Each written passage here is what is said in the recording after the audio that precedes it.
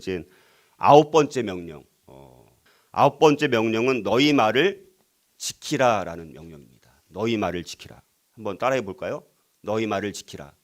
예, 너희 말을 지키라. 이 너희 말을 지키라. 이 관련된 성품은 진실성이라는 성품입니다. 진실성. 그래서 너희 말을 지키라라는 이 명령을 한마디로 다른 말로 말한다면 진실을 말하라는 것입니다. 진실을 말하라. 그러니까 진실성의 성품을 갖고 살라는 것입니다. 자, 우리 그리스도인, 우리 제자를 가장 드러낼 수 있는 한마디가 있다라면 진실성이 아닌가 우리가 그렇게 보게 됩니다. 자, 그래서 이런 신의를 존중하는 사람이라면 목숨을 바쳐서라도 자신이 한 말을 지키는 사람이겠죠. 그래서 자기가 한 말을 지키기 위해서는 여러 가지 어려움이 따를 수도 있지만 그럼에도 불구하고 하나님은 서원한 것은 해로울지라도 변하지 아니하는 자를 기뻐하신다라고 말씀합니다. 시편 15편 4절 뒤에 보면 그의 마음에 서원한 것은 해로울지라도 변하지 아니하며 이렇게 말씀합니다. 하나님은 진리의 근원이시죠. 하나님은 빛이시라 그에게는 어둠이 조금도 없으시니라 이렇게 말씀합니다. 자, 그러나 반대로 사탄은 뭡니까? 뭐의 아버지예요? 거짓의 아비죠. 사탄은 거짓의 아비입니다. 자, 우리가 우리의 말을 지킴으로 진리에 대한 사랑을 보여줄 때 우리는 하늘에 계신 그 아버지의 품성을 드러내고 있는 것입니다. 자, 그래서 이 사회는 상대방이 약속을 지킬 것이라는 믿음 위에 세워져야 되는데 오늘날 이 사회는 어떻습니까? 약속을 지키는 세상입니까? 그렇지 않습니까? 그렇지 않습니다. 지금 정치인들 보면 얼마나 많은 공약들을 해요. 근데 자기가 한 약속을 어떤 것을 했는지조차도 모르는 경우가 얼마나 많습니까? 그래서 기름이라고 하면 안 믿으니까 뭐 앞에다 뭐라고 붙이는 거예요? 참기름. 참기름. 근데 참기름 참뭐뭐라고 하면 오히려 더 믿어야 안 믿어져요. 오히려 안 믿어져요. 그게 진짜가 아니니까 오히려 앞에다 참자를 붙여갖고 진짜인 것처럼 그렇게 위조되는 경우가 얼마나 많은지 모른다라는 것입니다. 진리에 대한 사랑을 우리가 그 사랑과 존경을 위해서는 그래서 우리가 어린 시절부터 그래서 우리가 이런 교육이 중요한 것이고 홈스쿨링이 중요한 것입니다. 어린 시절부터 이 진실함과 약속을 지키는 것이 몸에 배이게 해야 되는 것입니다. 그런데 우리는 일상 속에서 얼마나 약속을 많이 만들어내는지 몰라요. 근데 자기가 약속을 해놓고도 약속을 한 것조차 기억을 합니까? 못합니까? 못하는 거예요. 자녀들에게 맨날 약속해놓고 금방 지나가면 까먹고 그러다 보니까 이제 자녀들도 약속이라는 것이 그냥 그렇게 하고 또 이렇게 어기면 또 되는 거네. 우리가 그렇게 교육에서 거꾸로 약속을 어기는 것을 가르치는 훈련을 하고 있다라는 것입니다. 약속을 만들기만 하고 지키는 일에 힘쓰지 않는다라면 이 사회에 악한 씨앗을 심는 것이나 마찬가지입니다. 그래서 전도서 5장 4절 6절은 이렇게 말씀합니다. 내가 하나님께 서원하였거든 갚기를 더디게 하지 말라. 하나님은 우매한 자들을 기뻐하지 아니하시나니 서원한 것을 갚으라. 서원하고 갚지 아니하는 것보다 서원하지 아니하는 것이 더 나으니 내 입으로 내 육체가 범죄하게 하지 말라. 천사 앞에서 내가 서원한 것이 실수라고 말하지 말라. 어찌 하나님께서 내 목소리로 말미암아 진노하사 내 손으로 한 것을 멸하시게 하랴. 이렇게 말씀합니다. 자, 그래서 우리가 약속을 할 때는 지키려고 약속을 해야 돼요. 지키려고. 그냥 뭐 잠깐의 어떤 이익을 위해서, 잠깐의 뭐 어떤 어려움을 모면하기 위해서 약속을 하는 것이 아니라 약속을 할 때는 반드시 지켜야 되고 거짓말 중에서 가장 나쁜 거짓말은 뭐냐? 자신이 이룰 수 없는 약속을 하는 거예요. 자기가 이룰 수 없는데도 약속을 하는 것이 거짓말 중에서 가장 나쁜 거짓말이라고 볼 수가 있다는 것입니다. 자, 그러면 오늘 이 주제로 들어가서 우리의 말을 지키는 것이 그러면 왜 중요하느냐라는 것입니다. 우리의 말을 지키는 것이 왜 중요할까? 그래서 우리가 보통 미국 같은 경우는 대통령이나 판사가 그 직무를 맡을 때는 그 맡은 바에 대한 맹세를 하고 그 직무를 선언을 하게 됩니다. 자, 하나님은 언약을 굉장히 중요하게 여기십니다. 그래서 반드시 그 언약 혹은 맹세를 가볍게 여기지 말아야 된다는 것이죠. 자, 대부분의 사람들은 간단하고 짧은 이 말의 힘이나 중요성을 잘 이해하지 못합니다. 이 말이라고 하는 것이 너무너무 힘이 있고 매우 강력한 파워가 있는데 그 중요성을 잘 이해하지 못한다라는 것입니다. 잠언 18장 21절은 이렇게 말씀합니다. 죽고 사는 것이 혀의 힘에 달렸나니 혀를 쓰기 좋아하는 자는 혀의 열매를 먹으리라 이렇게 말씀합니다. 죽고 사는 것이 뭐의 힘에 달렸다고요? 혀의 힘에 달렸다라고 말합니다. 자, 말은 너무나도 중요하기 때문에 하나님께서는 모든 사람에게 그 사람이 하는 모든 말에 대한 책임을 물으신다라고 말씀합니다. 마태복음 12장 36절 37절 이렇게 말씀합니다. 내가 너희에게 이르노니 사람이 무슨 무익한 말을 하든지 심판날에 이에 대하여 신문을 받으리니 내 말로 의롭다함을 받고 내 말로 정죄함을 받으리라 이렇게 말씀합니다. 속이거나 거짓말을 하지 말라는 이 예수님의 명령은 모든 제자에게 있어서 절대로 중요한 명령입니다. 왜냐하면 하나님의 본성 그 자체가 뭡니까? 진리이기 때문이에요. 진실이기 때문입니다. 예수님을 드러내는 사람은 반드시 진리에 따라 살고 또 진리를 말해야 합니다. 잠언 12장 22절 이렇게 말씀합니다. 거짓 입술은 여호와께 미움을 받아도 진실하게 행하는 자는 그의 기뻐하심을 받느니라 이렇게 말씀합니다. 그래서 우리가 말이 너무 많은 것도 사실은 문제가 될 수 있습니다. 그래서 말이 적을수록 우리는 더 진리와 가까이 갈 수 있다는 것입니다. 그래서 잠언 10장 19절 이렇게 말씀하시죠. 말이 많으면 허물을 면하기 어려우나 그 입술을 제어하는 자는 지혜가 있느니라 이렇게 말씀합니다. 우리가 지혜롭게 하나님께 약속한 것을 행할 때 우리는 하나님을 기쁘시게 하는 것입니다.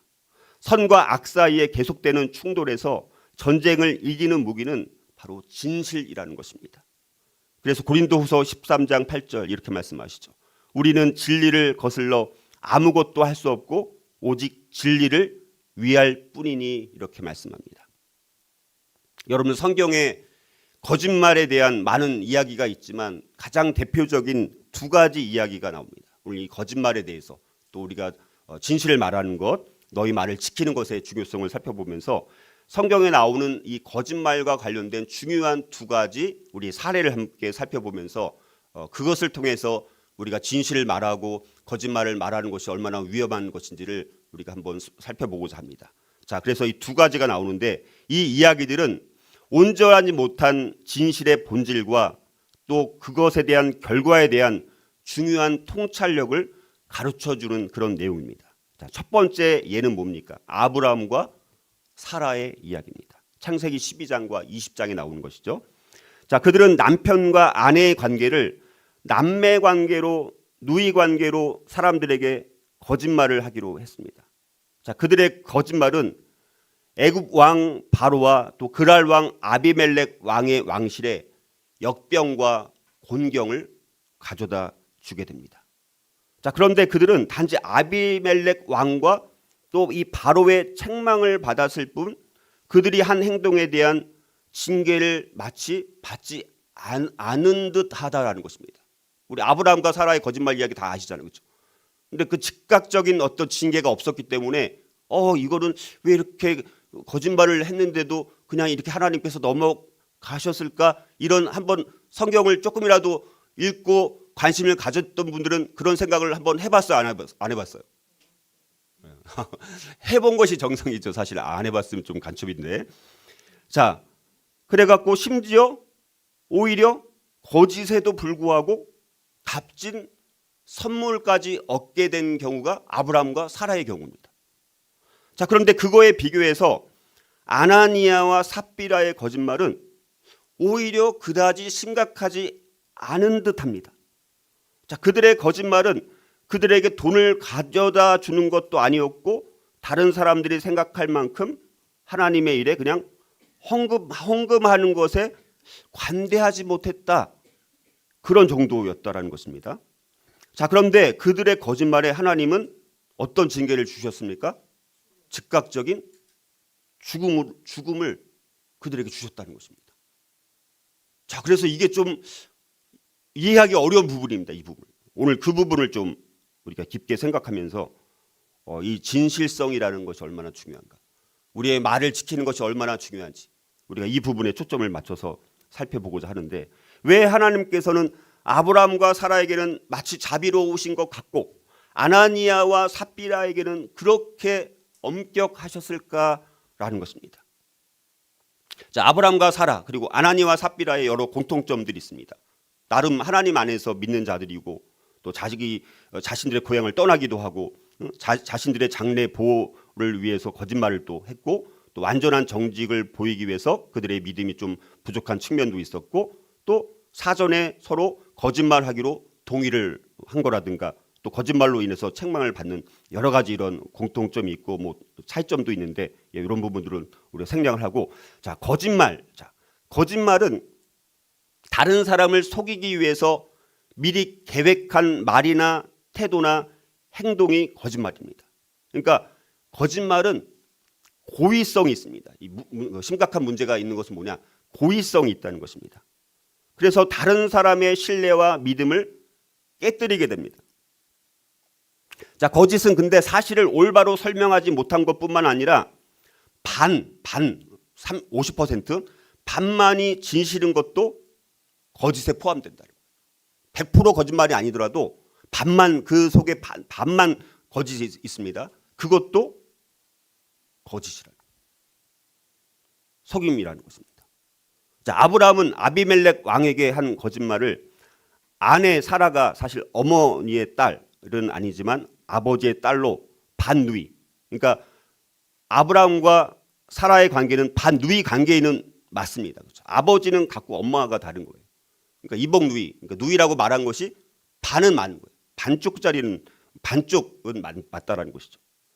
근데 그거를 반누이라고 그 관계로 설명하면서 정당화하려고 했다라는 것입니다. 자, 그거는 일정 부분 사실이지만 그 거짓말로 인한 영향력과 파괴력을 변화시킬 수는 없었다는 것입니다. 자, 그래서 이 부분을 또 살펴보기 앞서서 오늘 또 마태복음 5장 34절에 보면 예수님께서 말씀하신 게 뭐냐면, 또 도무지 아예 뭐를 하지 말라는 거예요. 그러니까 맹세한 것을 지키라는 것이 옛날 언약에 그렇게 말씀하셨지만, 예수님이 다시 말씀하는 건 뭡니까? 아예 도무지 맹세하지 말라.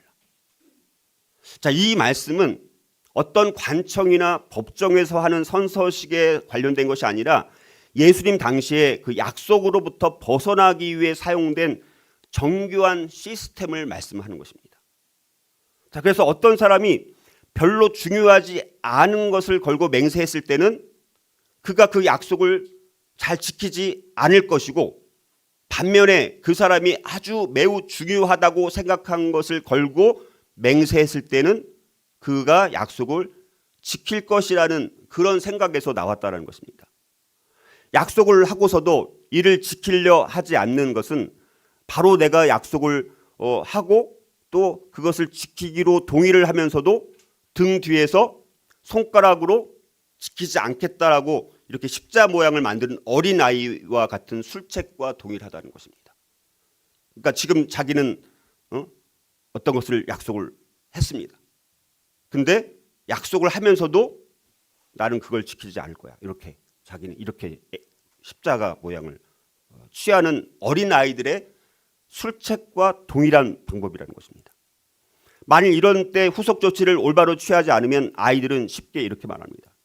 난 손가락으로 십자 모양을 만들었어. 마치 이것이 그의 약속을 지켜야 하는 의무에서 벗어나게 하는 비밀 절차인 것처럼 아이들은 행동할 수 있게 된다는 것이죠. 자, 이런 의도적인 속임수는 바로 속임수의 아비인 사탄의 악을 적용하는 것입니다. 이것은 분명한 거짓의 한 형태이며 예수님은 행하려는 의도 없이 약속하는 것을 악이라고 분명히 말씀하신다는 것입니다. 그래서 예수님의 진단은 그 어느 것 하나 너희 것이 있느냐, 맹세 자체가 또다시 큰 맹세를 만들고, 그러니까 거짓이 뭐를 또 만듭니까?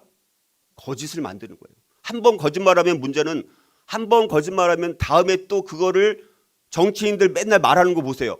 계속 말을 돌려갖고 또 뭐를 또 만들어냅니까? 거짓을 또 만드는 거예요. 맹세가 또 맹세를 만드는 거예요. 맹세가 더 큰 맹세 만들고 거짓은 거짓을 만들어 갖고 나중에 눈덩이처럼 만들어 가지고 그거를 해결할 수조차 없을 만큼 그게 커지게 되는 것입니다. 그러니까 쉽게 말해서 예수님께서 말씀하시고자 하는 것은 뭡니까? 진실만 말하면 된다는 거예요. 진실만 말하면 된다는 것인데 우리는 자꾸 거짓을 말하려고 또 속임수를 취하려고 시도한다라는 것입니다. 그래서 우리가 한 사람이 신뢰를 얻으면 신뢰를 얻기 위해서는 반드시 뭐를 대가를 지불해야 돼요. 사람들이. 대가를 지불해야 되는데 대가를 지불하지 않으려고 합니다. 그리고 그걸 해결하기 위해서 맹세가 자꾸 또 다른 맹세를 만들게 만들고 거짓이 또 거짓을 또 만들게 만들고 이러다 보니까 해결책이 없는 것입니다. 그래서 오늘날 아까 말씀드렸던 것처럼 참기름이라고 말을 해도 그 기름을 참기름이라고 믿지 못하는 그런 세상. 그만큼 약속을 한 것에 대해서 그거를 지키려고 하는 시도가 너무나 많이 없고 신뢰가 너무 땅까지 떨어져 버린 그런 세상 가운데 우리가 살아가고 있다는 것이죠. 자, 그렇다면 왜 이 거짓말의 두 가지 아브라함과 사라의 경우와 아나니아와 삽비라의 왜 다른 결과가 있을까? 자, 이 주제에 집중해서 이제 우리 나머지 부분들을 살펴보고자 합니다. 자, 두 가지 경우에 이 거짓말의 설명을 처음 읽을 때 우리는 하나님은 아브라함과 사라에게는 굉장히 관대하고 자비하십니다. 그리고 아나니아와 삽비라에게는 너무나 가혹하고 너무나 엄격하셨다라는 결론을 우리가 그렇게 쉽게 생각할 수 있다는 것입니다. 자, 그러나 이것은 사실이 아니라는 것입니다. 자, 왜냐하면 자, 그들 다시 말해서 아브라함과 사라도 아나니아와 삽비라도 이 모두는 그들의 속임수에 대한 심한 징계를 받았기 때문이라는 것입니다. 우리가 아브라함과 사라는 징계를 안 받은 것처럼 오해하는데 사실은 더 큰 징계를 받았어요. 오늘 그 부분에 좀 초점을 맞춰볼 수 있습니다. 그래서 어떤 점에서 아브라함과 사라가 보다 큰 징계를 받았다라고 볼 수 있는 거예요. 왜냐하면 아브라함과 사라의 속임수의 죄는 그들 뒤를 이을 다음 세대들의 자녀와 자손들에게 후손들에게 넘겨졌기 때문이라는 것입니다. 자, 그래서 이 바울이 디모데한테 가르친 진리의 중요한 내용 중에서 디모데전서 5장 24절은 이렇게 말씀합니다. 어떤 사람들의 죄는 밝히 드러나 먼저 심판에 나가고 어떤 사람들의 죄는 그 뒤를 따르나니 이렇게 말씀합니다. 어떤 사람들의 죄는 그 뒤를 따른다. 그러니까 어떤 사람들의 죄는 밝히 드러나서 그냥 먼저 즉각적으로 아나니아와 삽비라처럼 즉각 심판을 받는 경우도 있어요. 근데 어떤 사람들의 죄는 그 뒤를 따른다라고 말씀합니다. 그래서 어떤 게 더 심각하느냐? 이거는 물론 뭐 다 심각하긴 합니다만 아나니아와 삽비라의 죄는 즉시 공개되어서 심판을 받았습니다. 자, 그런데 아브라함과 사라의 죄는 세대로 전수되었고 세대를 또 지나갈수록 더 파괴적이 되었다라는 것입니다.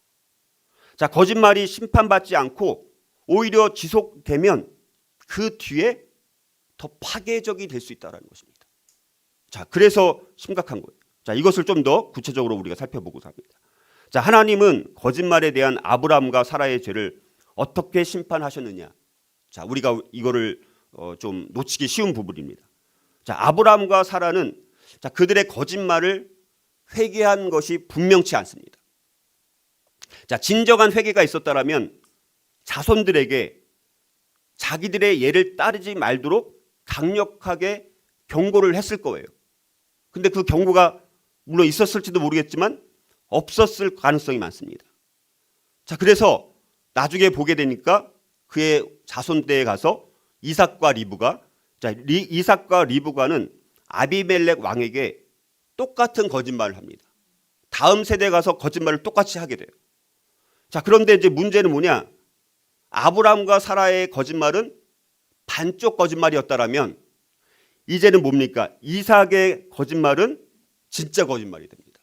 반쪽짜리 거짓말에서 이제는 진짜 거짓말로 바뀌어버립니다. 이삭과 리브가의 관계는 오촌 당숙의 관계입니다. 이거는 누이라고 할 수가 없는 관계예요.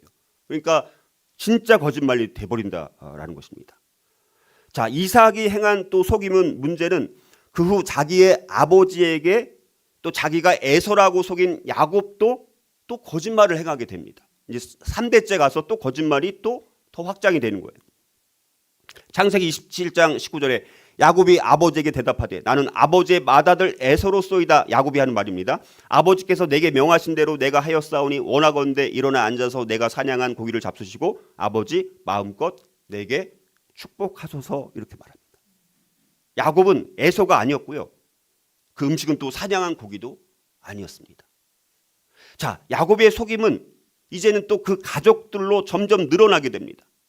야곱의 또 아들들은 요셉이 짐승에게 잡혀 죽음을 당했다라고 야곱이 생각하게 하기 위해서 짐승 피가 묻은 요셉의 채색 옷을 보여줌으로 아버지를 또 속이게 됩니다. 또한 야곱은 속임 때문에 징계를 받아서 라반을 위해서 무려 7년 동안 일을 했고 또 아내를 얻기 위해서 그 약속, 원래 라헬과 다른 그 아내 레아를 받아서 또 속임을 또 당하게 됩니다. 속임이 또 속임을 낳는 거예요. 그래서 또 원했던 그 아내 라헬을 위해서 또 7년간 더 일을 하게 됩니다. 그러니까 거짓말을 한 것이 그때는 큰 유익을 얻은 것 같은데 나중에 보니까 거기에 따른 피해와 그 죄의 대가 지불은 훨씬 더 클 수 있다는 것입니다. 그리고 이 두 아내와 그들의 자녀들은 늘로 인해서 집안에 끊임없는 갈등이 계속해서 있게 된다는 것이죠. 어떤 면에서 이것이 아브라함과 사라에게 거짓말의 대가가 그 심판의 결과가 즉각적으로 그 심판이 임하지 않았을지라도 그러나 그 다음 세대에 계속해서 파괴적인 영향력을 끼쳤다는 것을 생각해 볼 때는 더 큰 심판의 결과가 있었다라고도 볼 수 있다는 것입니다. 자, 그러면 또 왜 하나님은 아나니아와 삽비라를 그렇게 신속히 심판하셨을까라는 것입니다. 자, 율법이 모세에게 주어지고 또 사람들에게 읽혀졌을 때 한 사람이 안식일에 나뭇가지를 모아서 법을 지키지 않았습니다. 민수기 15장 32절에 보니까 이스라엘 자손이 광야에 거류할 때에 안식일에 어떤 사람이 나무하는 것을 발견한지라. 자, 이것은 아주 사소한 문제인 것 같지만 하나님은 이것에 대해서 분명히 이렇게 말씀하십니다. 민수기 15장 35절에 여호와께서 모세에게 이르시되 그 사람을 반드시 죽일지니 온 회중이 진영 밖에서 돌로 그를 칠지니라. 이렇게 말씀합니다. 물론 우리는 그 사람이 모르고 했다 이렇게 말할 수 있습니다. 자, 그러나 그게 만약에 사실이라면 율법 안에 보다 더 부드러운 문장이 있었을 것인데 그렇지 않다는 것입니다.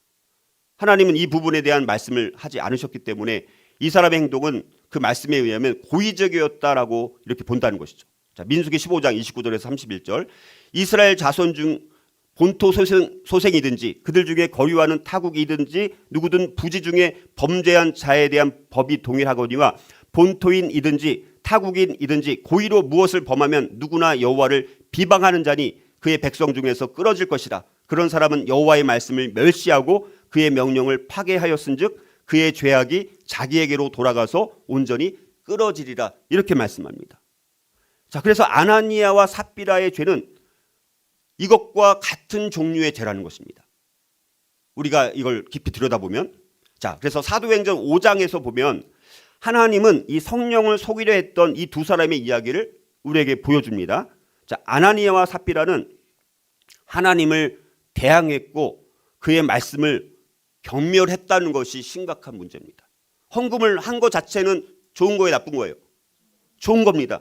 그런데 그 헌금을 했던 그 동기, 그 목적, 이게 중요합니다. 자, 초대교회 당시 사도행전 그 앞부분은 초대교회가 나오는 것 아닙니까? 초대교회 그리스도인들은 그들 소유를 자신의 것으로 여기지 않았다라고 말씀합니다. 교회가 처음 막 생겼을 때 성령 충만해갖고 성령의 놀라운 역사가 있어가지고 성령의 그 강림을 통해서 교회가 이제 막 일어나고 교회가 막 탄생해가지고 역동적으로 교회가 움직이는 그때는, 자, 그때 그리스도인들은 자기 소유를 자신의 것으로 여기지 않았습니다. 땅과 집의 소유자들은 그것을 또 다 팔았다라고 말씀합니다. 그들은 소유를 판 돈으로 그 돈을 사도들에게 주었다라고 사도행전 4장에 보면 이런 내용들이 나옵니다. 자, 그리고 그 중에 중요한 인물 바나바가 나옵니다. 자, 바나바라는 사람도 소유를 자발적으로 팔았습니다. 자, 그래서 자, 이게 이제 문제죠. 그다음에 이제 아나니아와 삽비라가 이제 나오는 그 내용이 5장에 나오는 거예요. 자, 그래서 의심할 여지 없이 이 아나니아와 삽비라는 바나바가 그의 재산을 팔았을 때 받았던 공적인 칭찬과 존경을 보고, 자, 그들도 그 바나바가 받았던 칭찬과 그 존경을 받기를 원했다라는 것입니다. 그들은 자신들의 이기적인 욕심을 갖고서도 여전히 사람들에게 칭찬을 받을 수 있다라고 착각을 한 것입니다.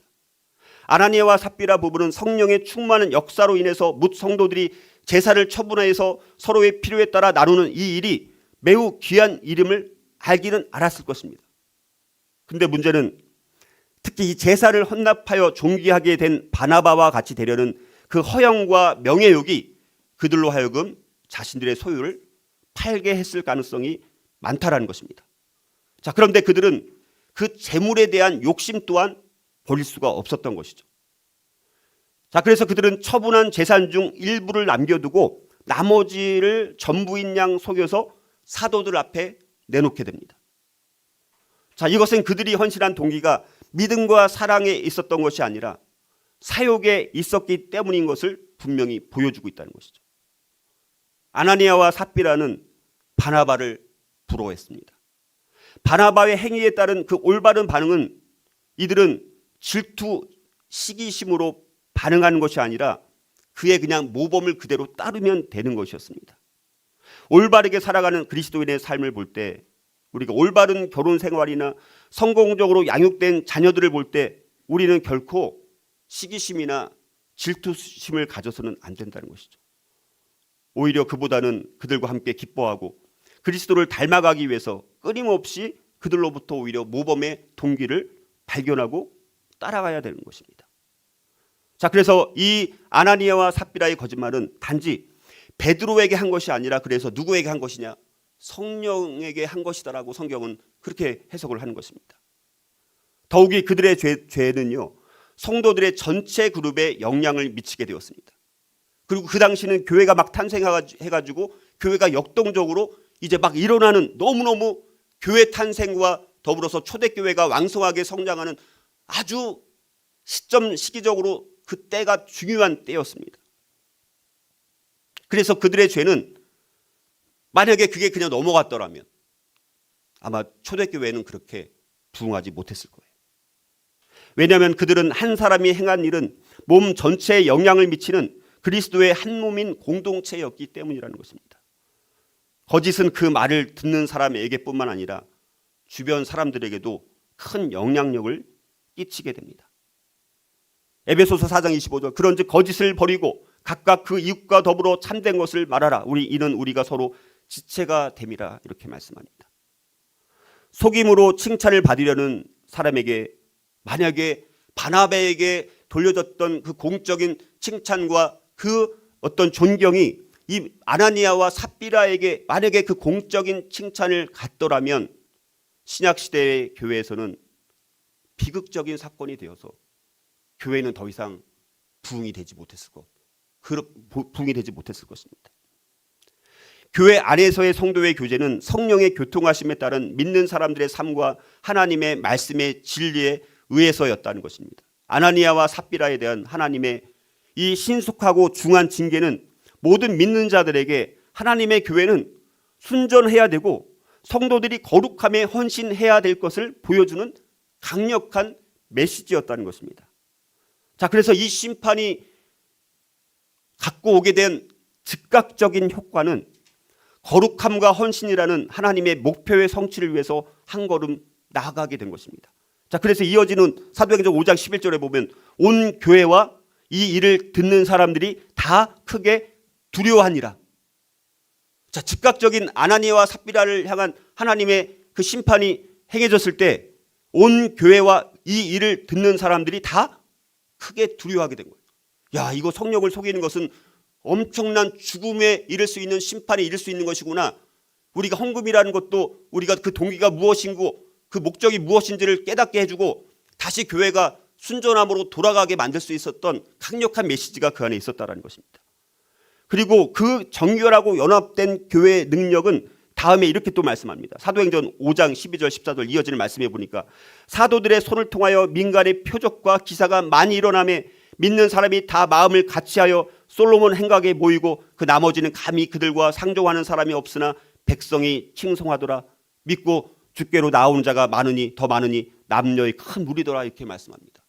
자, 그렇게 하나님께서 아나니아와 삽비라의 즉각적인 심판을 통해서 사람들이 두려워하게 되어지고 하나님이 경외하게 되어지고 교회에 큰 부흥이 일어나게 되었다는 것입니다. 교회는 그렇게 순전한 공동체입니다. 여러분들, 모든 거짓말의 근원, 자, 어둠과 속임이 사탄과 연관된 것처럼 진리와 빛은 하나님과 마치 동의어와 같습니다.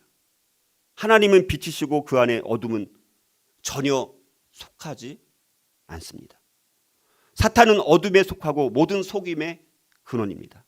예수님은 이 부분에 대해서 바리새인들에게 분명히 말씀하셨습니다. 너희는 너희 아비 마귀에게서 났으니 너희 아비의 욕심대로 너희도 행하고자 하느니라. 그는 처음부터 살인한 자요 진리가 그 속에 없으므로 진리에 서지 못하고 거짓말을 말할 때마다 제 것으로 말하나니 이는 그가 거짓말쟁이요 거짓의 아비가 되었습니다. 이렇게 말씀합니다. 여러분들, 아브라함과 그리고 이삭과 야곱이 거짓말의 죄를 위해서 제물을 드린 기록은 나와 있지 않습니다. 그 후 율법이 나오고 무의식적으로 지은 죄일지라도 희생 제물이 요구된 것이 그 다음에 율법이 나온 것입니다.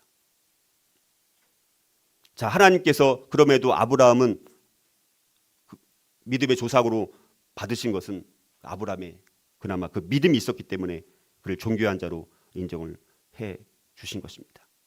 예수님께서 우리의 죄의 모든 또 속임과 거짓 이 모든 것을 해결하기 위해서 예수님께서 친히 십자가에서 죽으시는 대속의 희생 양이 되시고 희생 제물이 되어 주셨습니다. 우리의 모든 거짓과 모든 온갖 어둠 이런 것들을 해결하기 위해서 예수님께서 십자가에 죽으셨다는 것입니다. 예수 그리스도는 그리고 진리이십니다. 예수께서 이르시되 내가 곧 길이요 진리요 생명이니 나로 말미암지 않고는 아버지께로 올 자가 없느니라고 성경은 분명히 말씀하고 있습니다. 우리가 정말 예수님의 정말 그 좁은 길 십자가의 길 제자의 길을 걷기 위해서는 너의 말을 지키라라는 이 진실성의 성품을 우리가 정말 진짜 중요하게 여기고 심각하게 여기고 받아들여서 교회 공동체가 이 너희 말을 지키고 우리가 약속한 것을 정말 신실하게 지키기 위해서 진실성이라는 이 성품을 따르기 위해서 오직 우리는 진리만을 말하기 위해서 오로지 진실만을 말하기 위해서 그렇게 순전한 공동체가 될 때 우리 사도행전 5장에 나왔던 그런 부흥의 역사가 교회 공동체 가운데 있게 된다는 것을 다시 한번 돌아보고 저와 여러분들의 삶 가운데서 우리의 말을 지키는 것이 얼마나 중요한지 우리의 진실성을 지키는 것이 얼마나 중요한지 다시 한번 돌아보고 다시 한번 하나님 앞에 믿음의 결단을 할 수 있기를 주님의 이름으로 축복합니다. 자, 그러기 위해서 제가 또 다짐을 한번 주님 앞에 제가 말씀드릴 테니까 아멘으로 여러분들이 화답하면서 우리의 마음을 결단을 주님 앞에 올려드렸으면 좋겠습니다. 나는 온전한 진리를 말할 것입니다. 나는 말하기 전에 내 말이 어떻게 받아들이게 될지 생각해 보겠습니다. 나는 지킬 수 없는 약속을 안 하겠습니다. 나는 말하기 전에 모든 점이 사실임을 분명하게 확인하겠습니다. 나는 다른 사람에게 생명의 말씀만을 말할 것입니다. 나는 내 주위에 있는 사람들에게 정직한 칭찬을 할 것입니다. 정직한 칭찬. 여러분들 막 없는 것을 막 과장해서 막 말하지 마세요. 될 수 있어요. 있는 대로 말씀을 하시라는 거죠. 나는 마음속에 진실을 말할 것입니다. 나는 그리스도의 공동체 안에 진실을 유지시킬 것입니다. 어떤 사람이 하워드 월터라는 사람이 이렇게 말합니다. 저는 진실하겠습니다. 왜냐하면 저를 믿는 사람들이 있기 때문입니다. 저는 정결하겠습니다. 왜냐하면 저를 돌보고 지켜보는 사람들이 있기 때문입니다. 저는 강해지겠습니다. 왜냐하면 고난 받을 일이 많기 때문입니다. 저는 용감해지겠습니다. 왜냐하면 용감히 맞서야 할 것들이 많기 때문입니다.